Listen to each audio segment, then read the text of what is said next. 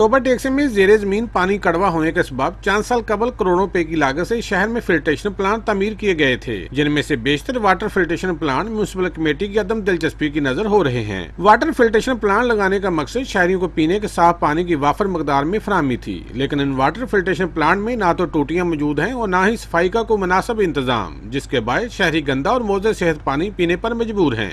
6 टूटियों में से जी 2 काम करती हैं और 4 नकारा हैं। 2 माह से यही काम है जी। दूसरी जानब chairman municipal committee Ghulam Nabi Gujjar कहते हैं, शहर में मजीद फिल्ट्रेशन प्लांट नस्ब किए जा रहे हैं और सफाई के मेयार को बेहतर बनाने के लिए अहकामात जारी कर दिए गए हैं। फिल्टर्स हैं वो हम पहले 2-3 दिन बाद नहीं बदले जाते थे, अब हम 15 दिन बाद उसके वो फिल्टर भी बदलते हैं। शहरियों ने मुतालबा किया है कि जल्द अज जल्द वाटर फिल्ट्रेशन प्लांट को कारआमद बनाएं और सफाई सुथराई के साथ साथ साफ पीने के पानी को यकीनी बनाया जाए। कैमरामैन अर्शिद अंजम के साथ सुल्तान महमूद, टोबा टेक सिंह।